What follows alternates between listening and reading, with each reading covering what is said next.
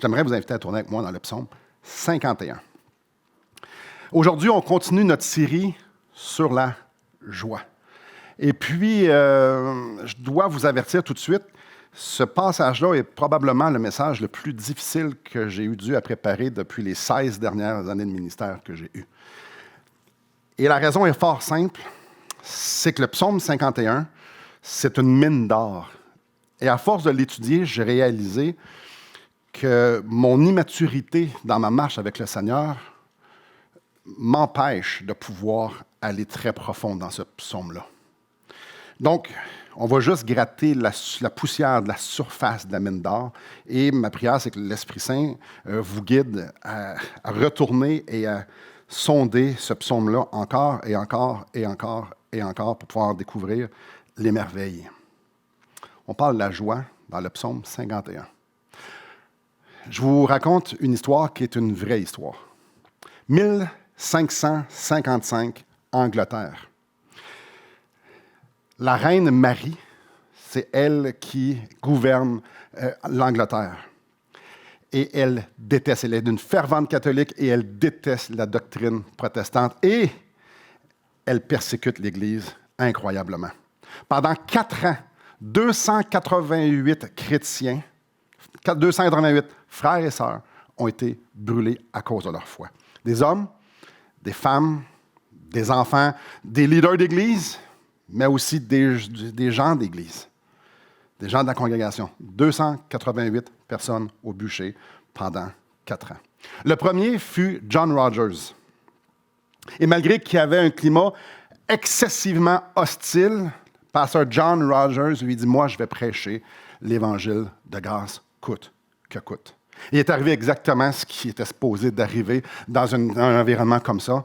Il a été pris.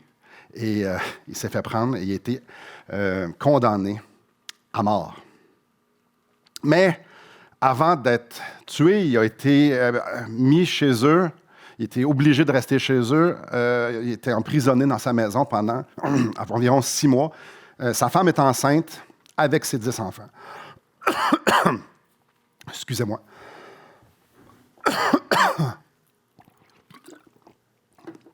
Donc, sa femme est enceinte. Ils ont 10 enfants, ils ne peuvent pas sortir de la maison. Après 6 mois, John Rogers se fait mettre en prison, là où il a vécu environ 1 an de détention excessivement cruelle. Excusez. J'ai une petite... Tout au long de sa captivité, il n'a pas pu communiquer avec sa femme, il n'a pas pu voir naître non plus son plus jeune. Avant le grand jour, il a supplié de pouvoir parler à sa femme, mais sa demande a été refusée. On doit savoir que la prison dans laquelle il était gardé était dans le même quartier où est-ce qu'il était pasteur, le même quartier de son église. Et le matin de son exécution, les bourreaux l'ont fait marcher justement dans le quartier pour le montrer. Il y avait des milliers de personnes qui jonchaient les rues. Ils l'ont fait passer devant son église. Tout ça pour humilier et faire évidemment un spectacle et pour amener la crainte dans les gens qui sont là. Dans cette mer de figures-là, il a vu sa famille. Il a vu sa famille, il a vu sa femme qui tenait un bébé. La première fois qu'il voyait son plus jeune, et aussi c'était la dernière. Et autour de sa femme, il y avait 10 enfants qui étaient en train de regarder leur père marcher vers le bûcher. Un auteur décrit la scène comme suit. « Il ne peut pas y avoir de séparation plus bouleversante que celle-ci. Sa femme et ses enfants en pleurs qui disent adieu à l'homme qu'ils aiment. Et John Rogers avance vers le bûcher portant le poids de sa responsabilité de père et de mari, tout en ayant l'assurance d'un bien-aimé de Christ qui marche vers sa mort. » John Fox, sur son livre sur les martyrs, écrit que John Rogers est avancé vers le bûcher calmement. Et il récitait les Écritures. Et ce qu'il récitait, c'était le psaume 51. Une fois monté sur le bûcher, le shérif lui donne l'opportunité de pouvoir se rétracter, puis notre frère a répondu « Ce que j'ai prêché, je vais le sceller avec mon sang. » Si vous connaissez le psaume 51, vous avez probablement la même réaction que moi. Quoi? De tous les textes bibliques, John Rogers a choisi le psaume 51 pour citer alors qu'il s'avance vers la mort. Vous vous souvenez probablement, dans 2 Samuel, chapitre 12 et chapitre 11 et 12, on raconte l'histoire pathétique que le roi David viole Bathsheba. Et après ça, fait tuer son mari, manigance, tout ça pour couvrir ses péchés. On voit dans ces 2 chapitres-là qu'il ment, il vit comme si de rien n'était, il déshonore sa position de roi. Bref, il y a tellement de péchés dans ces 2 chapitres-là. Eh bien, le psaume 51, c'est le psaume de repentance de David. Le prophète Nathan a été envoyé par Dieu pour justement confronter David sur la grandeur, la laideur de ses péchés. Et le fait que David continue de vivre avec tous ces péchés-là non confessés, non repentis, puis David, tout ce qu'il faisait, c'est jeter le péché sous le tapis. David se fait confronter par Dieu, par la bouche du prophète Nathan. Et quand David rencontre Dieu par le prophète Nathan, quand il rencontre Dieu pour parler à Dieu par rapport à son péché, c'est le psaume 51 qui écrit. J'aimerais ça qu'on puisse lire ces quelques versets, mais ayez en tête John Rogers qui est en train de monter sur le bûcher, et c'est ces mots-là qu'il dit. Psaume de David, lorsque Nathan, le prophète, vint à lui, après que David fut allé vers Bathsheba. « Ô Dieu, aie pitié de moi dans ta bonté. Selon ta grande miséricorde, efface mes transgressions.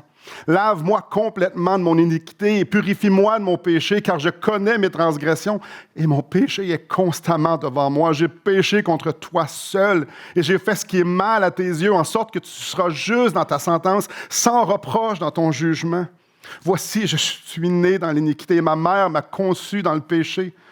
Mais tu veux que la vérité soit au fond du cœur. Fais donc pénétrer la sagesse au-dedans de moi. Purifie-moi avec l'hysope et je serai pur. Lave-moi et je serai plus blanc que la neige. Annonce-moi l'allégresse et la joie et les eaux que tu as brisées se réjouiront. Détourne ton regard de mes péchés. Efface toutes mes iniquités. Ô Dieu, crée en moi un cœur pur. Renouvelle en moi un esprit bien disposé. Ne me rejette pas loin de ta face. Ne me retire pas ton Esprit Saint. En temps de détresse ultime, John Rogers ne s'est pas tourné vers le psaume 23 qui dit, on le connaît tous, « L'Éternel est mon berger, je ne manquerai de rien ». Il s'est tourné vers le psaume 51 qui est la prière de repentance d'un gars qui vient de violer et tuer quelqu'un. Roland Taylor, John Rogers c'était le premier martyr, John Taylor c'est le 3e. Lui a été dénoncé par 2 membres de son Église d'avoir prêché la justification par la foi seule. Lui aussi, il s'est fait mettre en prison, puis lui aussi était condamné à mort. Un auteur dit que, arrivé au bûcher, quand notre frère est arrivé au bûcher, il s'est mis à prier. Et après avoir prié, il a embrassé le poteau sur lequel il était pour être attaché. Après, il se leva, il s'est mis le dos sur le poteau, ses mains étaient attachées. Il a levé les yeux aux cieux et il a commencé à réciter les Écritures en anglais. Et là, dès là, le bourreau qui était à ses côtés l'a frappé et lui a ordonné, dit, tu peux pas dire les Écritures, tu peux pas citer les Écritures en anglais, tu dois les dire en latin. Et notre frère a continué à citer les Écritures dans le langage du peuple parce qu'il voulait que les gens en avant de lui comprennent ce qu'il était en train de dire. Les Écritures qu'il citait, c'était le psaume 51. Certains historiens soulèvent qu'il était chose commune pour les réformateurs qui s'en allaient se faire exécuter. C'était chose commune qu'ils citent le psaume 51. On ne parle pas d'une personne qui choisit de citer le psaume 51 avant de mourir. C'était chose commune. Moi, j'ai peine à comprendre, mais peut-être vous êtes comme moi, j'ai peine à comprendre le lien entre le psaume 51 et l'émotion que tu es en train de vivre alors que tu viens de passer devant tes 11 enfants, ta femme, tu leur dis adieu puis tu t'en vas te faire brûler. Je vois pas, j'ai de la misère à voir le lien entre les deux. Mais c'est pas fini. Athanas, un des pères de l'Église, lui, quand les gens avaient de la misère à dormir, il leur disait méditez le psaume 51. Jamais j'aurais pensé qu'on pouvait donner comme conseil à quelqu'un, lis le psaume 51 quand tu es bouleversé dans ta vie. Luther a dit Il n'y a pas un psaume qui a été plus lu et plus prié dans l'Église. Ah, Luther a dit, il n'y a pas un psaume qui a été plus lu et prié dans l'Église. Je ne sais pas si vous êtes comme moi, mais j'ai comme l'impression de manquer quelque chose. Et eux autres voient quelque chose que moi, je ne vois pas dans le psaume 51. Là. Je ne comprends pas. Oui, j'ai déjà entendu, j'ai moi-même fait référence au psaume 51, mais le psaume le plus lu. Aujourd'hui, on va parler du psaume 51. La raison est fort simple, c'est parce que je suis convaincu qu'une des clés pour goûter la joie parfaite que Jésus-Christ veut nous communiquer se trouve dans ce psaume-là. Donc, j'aimerais qu'on puisse plonger nos regards dans ce psaume, comme je dis, qui est une mine d'or. On doit avoir une information de base avant de s'y approcher. C'est que lorsque Nathan a rencontré David, David a confessé son péché à Nathan. Écoutez bien ce que Nathan lui a répondu. L'Éternel pardonne ton péché et tu ne mourras point. Ça, c'est dans 2 Samuel, chapitre 12, verset 13. Donc, Nathan confronte David. David dit, j'ai péché contre l'Éternel. Et Nathan lui fait la promesse. Tu es pardonné. Le psaume 51 est écrit par quelqu'un qui a l'assurance que la promesse venant d'un prophète de l'Éternel que ses péchés sont pardonnés. Ici, ce n'est pas une demande de pardon pour être pardonné. Il est déjà pardonné. Mais lors de la rencontre entre Nathan et David, David a confessé à Nathan son péché. Ici, ce qu'on voit, c'est David qui confesse à Dieu. Ici, c'est David qui rencontre son Dieu. Et on va voir, et on peut le voir, et ça transpire des pages à quel point il est lucide du sérieux de son péché. Il y a 4 choses qui nous sautent vraiment aux yeux, puis on commence au verset 5. « Car je reconnais mes transgressions, et mon péché est constamment devant moi. » Le verbe « reconnaître » en hébreu, c'est beaucoup plus qu'un sens de connaître des faits. Mais on parle beaucoup plus d'une compréhension expérimentale. Le verset 5 exprime l'expérience d'être submergé par le péché, par les réalités du péché. David, ce qu'il est en train de dire ici, c'est « Mon péché est là, je le sens dans mes tripes, je suis brisé, ça m'affecte. » Il se présente devant Dieu et dit « Je suis consumé par les réalités de mon péché devant toi. » Et il dit ici « constamment devant moi. » Il est en train de parler ici, il y a un sens de permanence. C'est encore là, je ne peux pas me sauver. David est en train d'exprimer qu'il se noie dans l'horreur de sa faute et qu'il n'y aura pas de sortie. Il n'y a pas de sortie. Il y a un sens même ici de futur. Je suis fait à l'os. Le deuxième élément se trouve au début du verset 6. « J'ai péché contre toi seul. J'ai fait ce qui est mal à tes yeux. » Et ça m'a toujours surpris. C'est comme ça m'interpelle. David s'approche devant Dieu et dit « J'ai péché contre toi seul. » Imaginez le père de Uri, lui, qu'est-ce qu'il en pense? Le père de Bathsheba, lui, qu'est-ce qu'il en pense?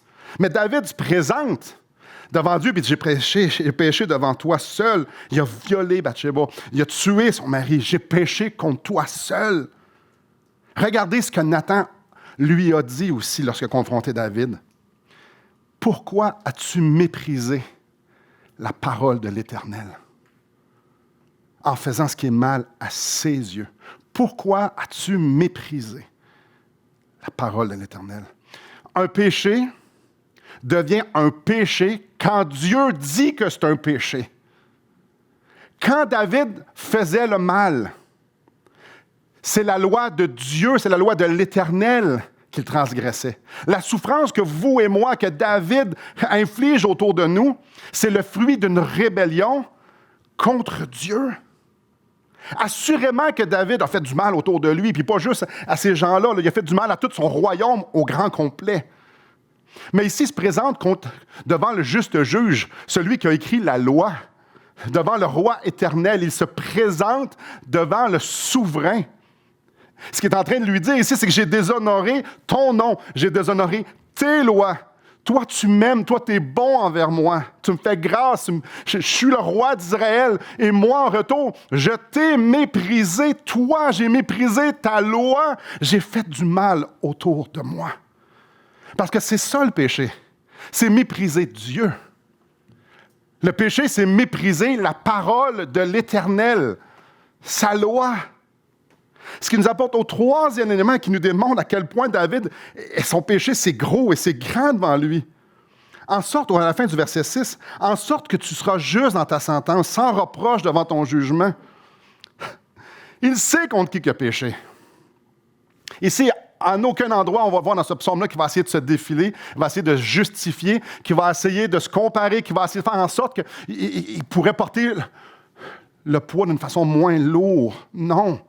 Sa repentance est tellement profonde et tellement vraie qu'il est prêt à faire face aux conséquences. Il sait contre qui il a péché. Là, il est devant Dieu, celui qui sonde les cœurs, celui qui sait nos pensées avant même qu'on les ait nécessairement pensées. Il savait qu'il méritait le jugement. Il le savait. Il le savait. Le quatrième élément se trouve au verset 7. « Voici, je suis né dans l'iniquité et ma mère m'a conçu dans le péché. » Non pas que ses parents l'ont conçu en dehors du mariage, pas ça du tout. David est en train de faire référence ici à sa nature. Et le fait qu'il trace son péché jusqu'à sa conception démontre qu'il reconnaît que tout en lui, son être entier, sa vie entière, c'est péché et rébellion contre le juste juge. Sa vie entière, puis pas juste sa naissance, à sa conception. Tout en lui. Dans sa repentance, il ne fait pas juste couvrir un épisode, mais il va depuis le début, ma vie. Il est devant Dieu et il dit, ma vie, tout en moi est péché. Regardez le verset 8. Mais tu veux que la vérité soit au fond du cœur. Fais donc pénétrer la sagesse au-dedans de moi. Il n'y en a pas de sagesse. Depuis ma conception, c'est de la folie qui est attachée à mon cœur, c'est de la rébellion, c'est de l'orgueil. Il est complètement convaincu qu'il n'y a aucune sagesse, pour ça qu'il en demande. Voici ce que Calvin dit à propos de ce passage-là. Ici, David reconnaît bien plus qu'un péché ou des péchés. Il confesse qu'il n'a apporté rien d'autre dans le monde que le péché et que sa nature est totalement dépravée. Par ce péché atroce, il est apporté à la conclusion qu'il est né dans le péché et qu'il est absolument destitué de tout bien spirituel. Chaque péché devrait nous convaincre de la corruption de notre nature. David savait fort bien que l'événement qui venait d'arriver, c'était le fruit d'un cœur qui était totalement dépravé, d'un cœur qui battait depuis toujours en rébellion contre Dieu. Comme Calvin a dit, cet événement-là lui a juste permis de pouvoir voir jusqu'à quel point il était perdu et qu'il a toujours été perdu. Et n'est-ce pas impressionnant que les martyrs de la Réforme, alors qu'ils avancent vers le bûcher, ils ont une chose en tête. Alors qu'ils sont en train d'offrir leur vie pour la cause de Christ, ils ont une chose en tête. Et ce n'est pas la souffrance, ce n'est pas l'injustice, ce n'est pas la tragédie, ce n'est pas leur famille, mais la ferme conviction que devant Dieu, devant un Dieu 3 fois saint, ils sont pécheurs et totalement dépravés. Que leur vie entière est un affront à Dieu. C'est bouleversant quand tu réalises ça. Je marche vers le bûcher, je croise les yeux tendres de ma femme et de mes 11 enfants, et ce qui me consume, c'est que devant Dieu, je suis un pécheur et que je mérite la pleine colère de Dieu. Ça, c'est pasteur John Rogers, lui, il n'avait pas violé personne, puis lui, il n'avait pas tué personne. C'était un bon gars, c'était un héros. Après son exécution, son fils, un de ses fils a eu accès dans sa cellule. Il a trouvé une note que son père avait écrite juste avant de mourir. Écoutez bien ce que la note disait. Ça, c'est John Rogers qui a écrit ça avant d'aller au bûcher. « Nous sommes tous souillés de péchés dégoûtants. » Lui va faire face dans quelques instants à des bourreaux, à un édit, à un jugement de la reine qui va le brûler parce qu'il y a juste une foi différente. Et il écrit, « Nous sommes tous souillés de péchés dégoûtants. Et si la miséricorde infinie et l'amour de Dieu manifesté en Jésus-Christ n'avaient pas effacé nos transgressions, elle nous aurait apporté la damnation éternelle. John Rogers était en train de s'approprier les mots de David, les mots d'un pécheur qui fait face à Dieu. Écoutez bien la phrase que je vais lire. Quand un chrétien se tient devant Dieu et qu'il est lucide face à ses péchés, il découvre que les pensées, les paroles et les actions qu'il a fait naturellement tout au long de sa vie sont le fruit d'un profond mépris des commandements de Dieu, d'un mépris de la volonté du souverain roi et un affront direct à la personne de Dieu. Je vais la relire. Quand un chrétien se tient devant Dieu et qu'il est lucide avec ses péchés, il va découvrir que les pensées, les paroles, les actions qu'il a posées tout au long de sa vie sont le fruit d'un profond mépris des commandements de Dieu et d'un profond mépris de la volonté souveraine du roi et un affront direct contre la personne de Dieu. Ce qui m'apporte au deuxième point. Quand tu expérimentes le gouffre de ta dépravité, tu ne vois pas d'espoir. Tu regardes dans ta vie, à ta justice, à ce que tu as fait, à ce que tu n'as pas fait, tu regardes à toi et il n'y a rien. Regardez à la fin du verset 8. Fais donc pénétrer la sagesse au-dedans de moi. David se tourne vers Dieu. J'ai besoin de ton œuvre dans ma vie. Je ne suis pas capable de rien faire. Verset 9. Purifie-moi avec l'hysope et je serai pur. L'hysope, c'est une branche qui était utilisée pour la purification dans les cérémonies au temple. Lave-moi et je serai plus blanc que la neige. Il sait fort bien que devant Dieu, il est sale, que c'est juste Dieu qui peut le laver. C'est tout, la seule solution. Verset 10, annonce-moi l'allégresse et la joie, et les eaux que tu as brisées se réjouiront. C'est l'œuvre de Dieu. Je ne peux pas. Si tu ne me communiques rien, moi, je suis mort. Je suis mort devant toi. Ô Dieu, verset 12, crée en moi un cœur pur, renouvelle en moi un esprit bien disposé. C'est l'œuvre de qui? À qui est-ce qui implore? Il n'est pas dans le miroir en train de se regarder et de dire on va se donner un boost. Il n'est pas en train de regarder à droite ou à gauche pour se faire engourdir ou trouver une solution. Il est devant Dieu et il dit fais quelque chose. Et je rappelle, ce gars-là, il a eu l'assurance, la promesse d'un prophète de l'Éternel qui était pardonné. Il le sait qu'il est pardonné. Regardez au verset 13. Ne me rejette pas loin de ta face. Ne me retire pas ton Esprit Saint. Je me sens tellement loin. J'ai tellement été un affront pour toi. Fais quelque chose. Pars pas. Verset 14. Rends-moi la joie de ton salut. C'est lui qui donne la joie, puis c'est de son salut et qu'un esprit de bonne volonté me soutienne. Voyez-vous, il n'y a rien pour lui. Ô Dieu, verset 16, Dieu de mon salut, délivre-moi du sang versé. Dieu, il est devant Dieu, puis j'ai rien. Je peux rien. David est clair. Je peux rien. Verset 18, si tu avais voulu des sacrifices, je t'en aurais offert. Mais tu ne prends point plaisir au sacrifice. S'il y avait quelque chose que je pouvais faire pour rentrer dans tes bonnes grâces, mais il n'y a rien. Je suis totalement dépravé. Je ne peux pas rien faire pour toi. Je ne peux pas rentrer dans tes parvis. J'ai rien pour moi. Je n'ai rien fait dans ma vie. Puis ça, c'est le roi David.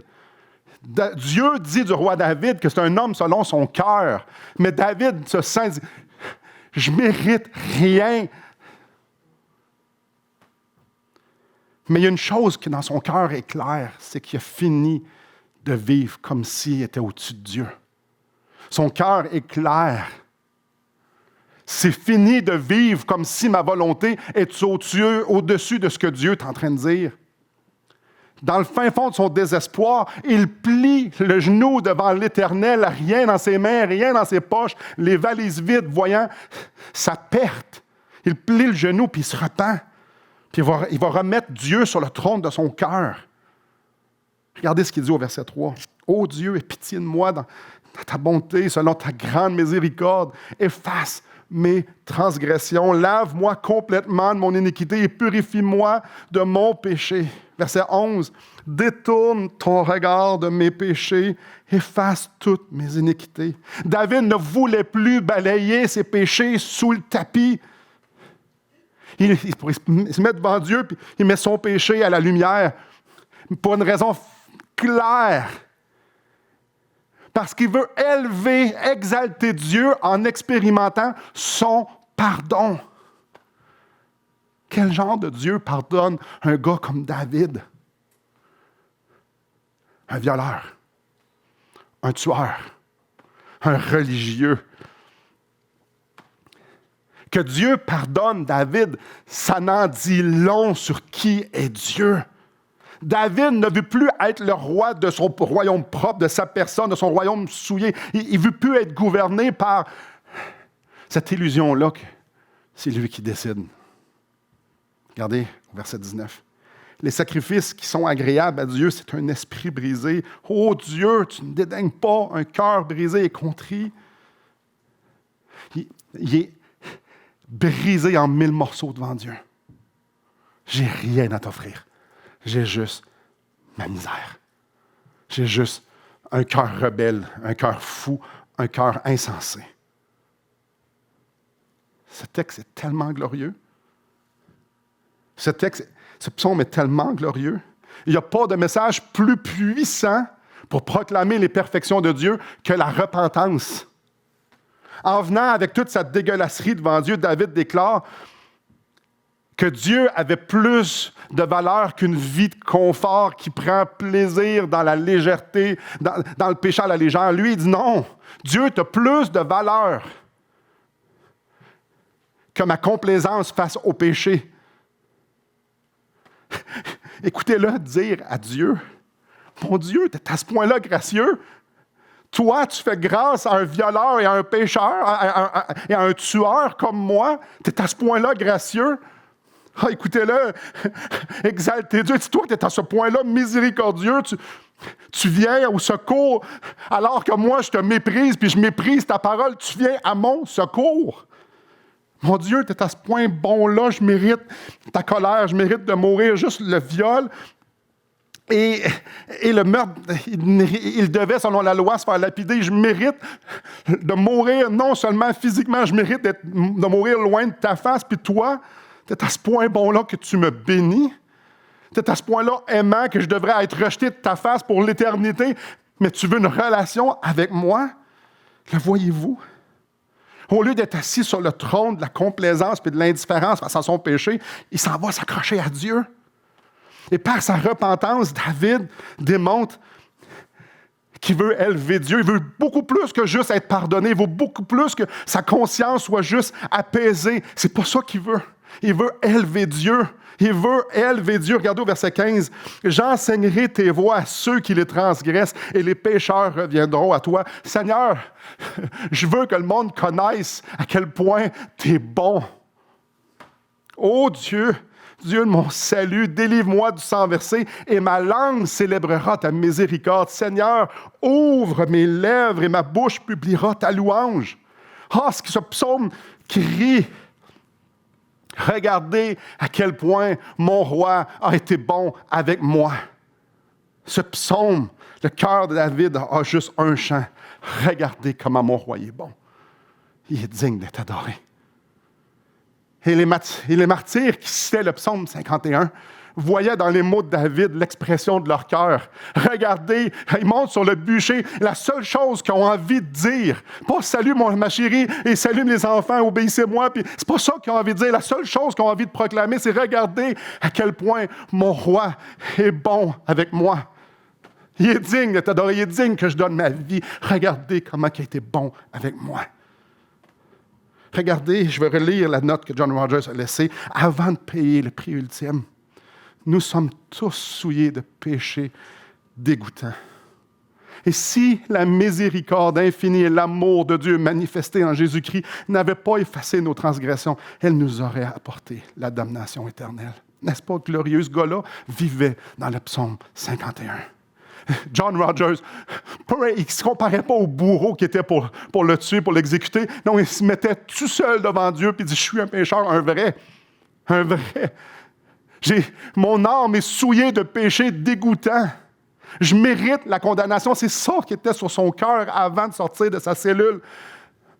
Mais Christ, Et si la miséricorde infinie et l'amour de Dieu manifesté en Jésus-Christ n'avaient pas effacé nos transgressions? Il avait compris, comme David, que la joie du salut s'expérimente dans le pardon reçu. Les martyrs qui ont cité le psaume 51, c'est parce qu'ils avaient vécu une vie lucide par rapport à leurs péchés. Ils avaient goûté la grâce d'abandonner leur royaume pour pouvoir élever le prince de leur salut en vivant dans le pardon. Ce psaume était populaire à une époque où les chrétiens croyaient que la repentance amenait plus de joie que l'engourdissement. Les chrétiens de ce temps-là, de cette époque-là, je pointe la Bible, mais dans le temps de la Réforme, ne vivaient pas dans l'illusion que leur péché, c'était pas si pire. Au contraire, c'était pas rare qu'ils se couchaient à terre, puis ils étaient indignes, se sentaient indignes de lever les yeux. Luther en était l'un d'entre eux. Eux autres, ils étaient profondément convaincus que la repentance était importante. Qu'il n'y avait pas de joie dans le confort d'avoir une conscience apaisée après une confession du bout des lèvres. C'était pas là la joie.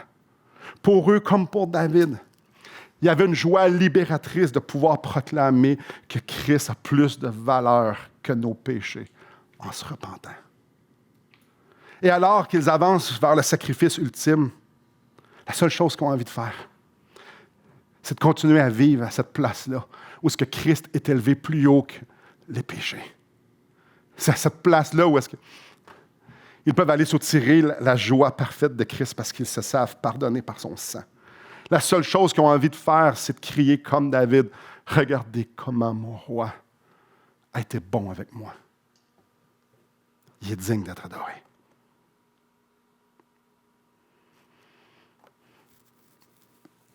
Est-ce que vous voyez le lien entre ce psaume-là et Jean chapitre 15, où ce que Jésus nous promet, nous dit qu'il veut nous communiquer sa joie parfaite? Verset 14. « Rends-moi la joie de ton salut. » La jouissance du péché, frères et sœurs. Le péché non confessé. Le péché confessé sans repentance. Le péché confessé à la sauvette. « Ah, je suis désolé, Seigneur, d'avoir fait ça. » Le péché qui n'est pas traité à la manière psaume 51 draine notre joie, celle qui vient de Dieu. Parce que quand tu ne traites pas ton péché comme dans le psaume 51, tu méprises le Seigneur et ce qu'il a fait à la croix. La joie qu'il nous promet se trouve dans l'expérimentation du pardon parfait qui s'est acquis à cette croix. Oh, frères et sœurs, ce sujet ce matin, c'est de la plus haute importance. Parce qu'on parle ici de la gloire de Christ. Plus que tu es lucide sur la gravité de tes péchés, plus que tu es lucide sur la laideur de tes péchés, sur sa corruption, plus que tu comprends à quel point c'est un mépris de Dieu et de sa parole, plus que tu expérimentes la joie d'être pardonné.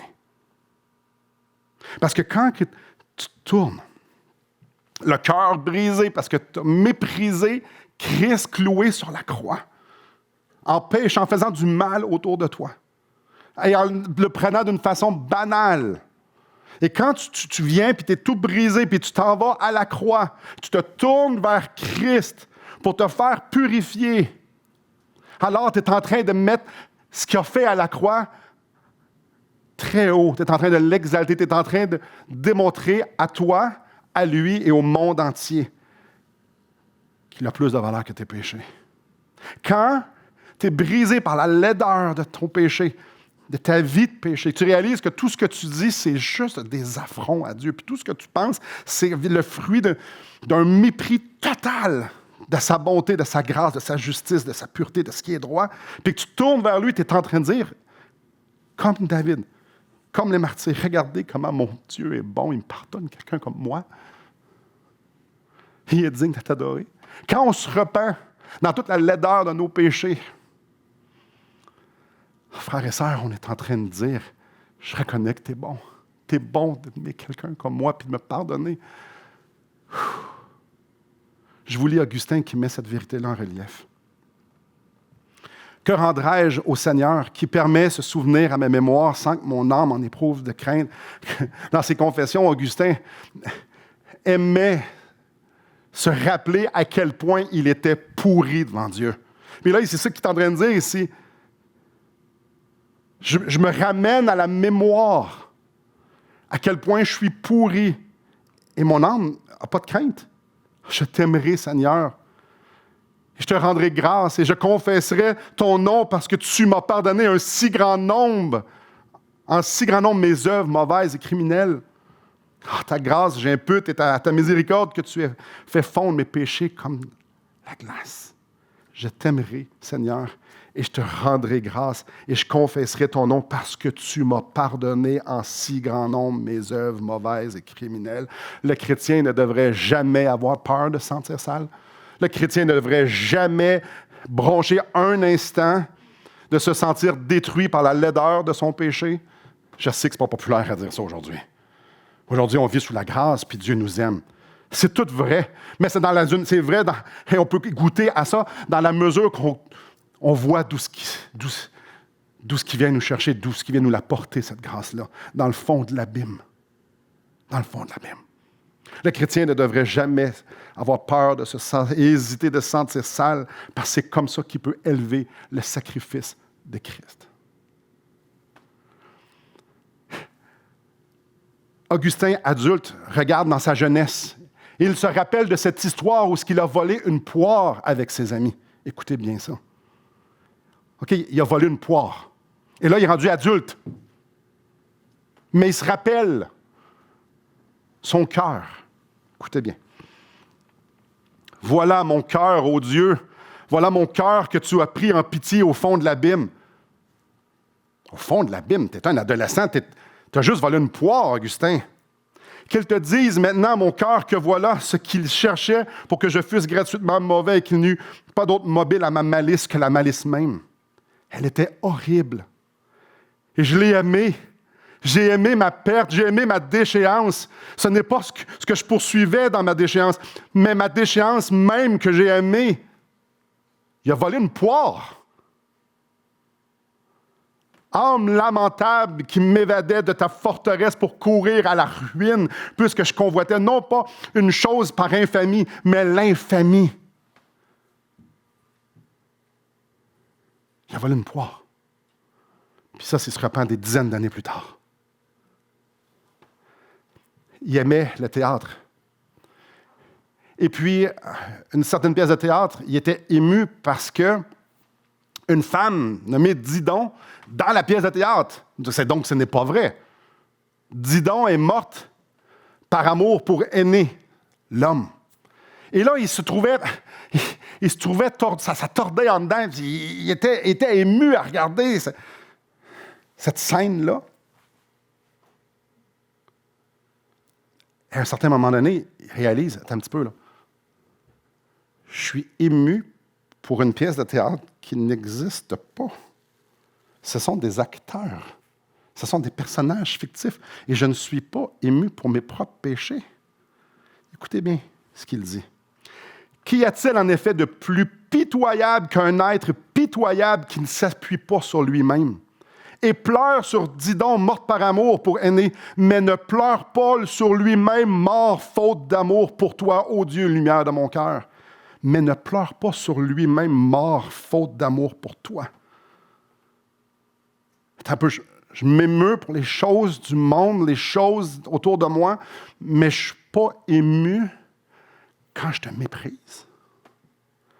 Oh, frères et sœurs, le chrétien ne devrait jamais hésiter un instant à se sentir sale, parce que c'est de juste cette façon-là qu'on peut élever Christ. Le sacrifice qu'il a fait. En conclusion, à l'étude de ce passage-là, je vais être franc, le premier péché que j'ai dû confesser devant Dieu, c'est la complaisance. Mais je vais être franc, je l'ai dit devant vous, mais je m'en fous que si tout le monde le sait. Mais j'ai tendance à mépriser le sacrifice de Christ, de mon Sauveur. Non seulement en faisant ce qui est mal, mais en me contentant bien trop souvent d'une cheap confession. Souvent, je vais bien plus être remué parce que j'ai blessé ma femme que parce que j'ai blessé Dieu. Mais en blessant ma femme, j'ai transgressé, j'ai méprisé la loi de l'Éternel et j'ai méprisé qui il était. Ah, ça m'émeut beaucoup plus, pas être à la hauteur des gens autour de moi, que de mépriser Dieu.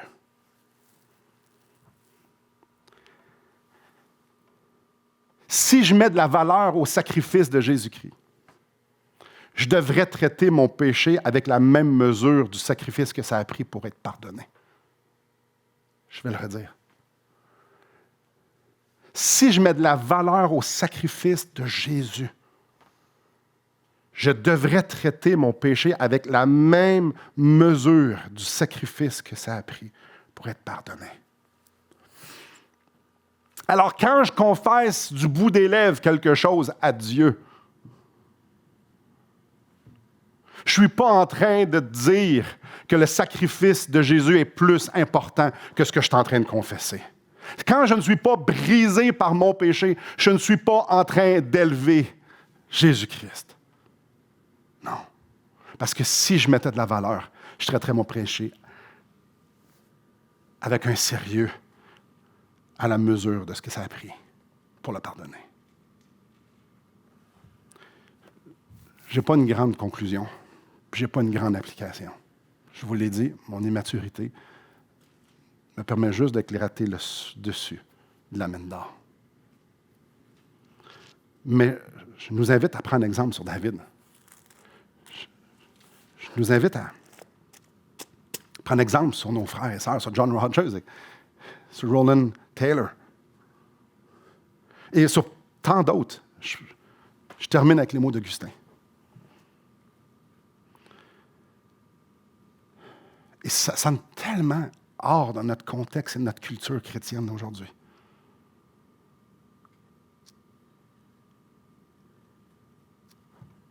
Ça sonne tellement faux.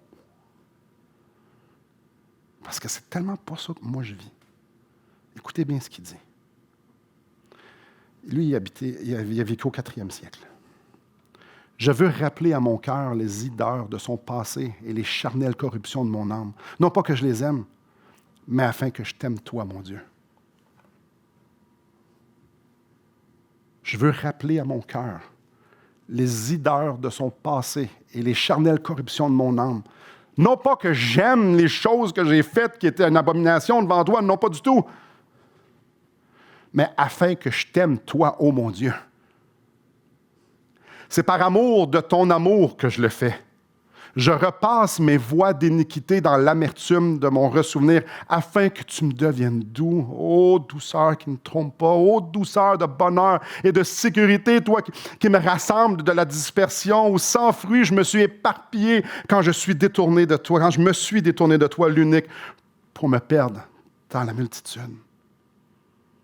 Je repasse mes voies d'iniquité dans l'amertume de mon ressouvenir, afin que tu me deviennes doux. Ô douceur qui ne trompe pas. Ma prière, c'est que les mots d'Augustin, les mots de John Rogers et des autres, les mots de David, soient l'expression de mon cœur un jour. Moi aussi, j'ai envie d'élever mon Sauveur en démontrant l'étendue du pardon qu'il m'a acquis et que j'ai reçu. Moi aussi, je veux traiter mon péché et mes repentances avec ce cœur-là. Regardez combien mon roi était bon avec moi. Il est digne d'être adoré. Seigneur,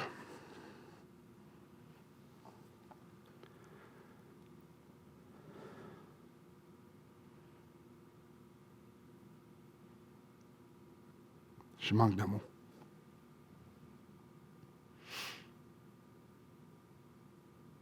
Je manque de mots parce que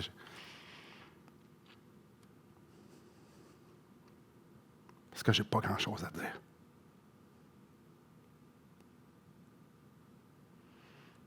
Seigneur, tu nous montres le cœur d'un homme qui voit son péché. Et tout au fil de l'histoire, tu nous montres des hommes, des femmes, des gens qui étaient consumés par les réalités de leur péché. Et à la place de s'amoindrir, à la place de satisfaire leur conscience, à la place de se sentir non coupables, ils se sont présentés devant toi pour pouvoir être pardonnés, pour pouvoir élever l'agneau qui a été immolé pour eux. Ils n'ont pas voulu s'engourdir, se justifier. Ils ont voulu élever Christ. Donc, dans toute la laideur de leur péché, dans tout le mépris qu'ils avaient pour toi et pour ta loi, ils se sont présentés pour pouvoir couronner Christ, pour pouvoir l'élever et pour pouvoir démontrer à toi, premièrement, et au monde entier, que tu es digne d'être adoré parce que tu es ce Dieu-là qui pardonne les pécheurs les plus ignobles. Parce que nous sommes tous ignobles. Nous sommes tous souillés de péché, dégoûtants, et je suis le premier. Seigneur, je l'ai confessé, ça fait quelques jours que je te le confesse.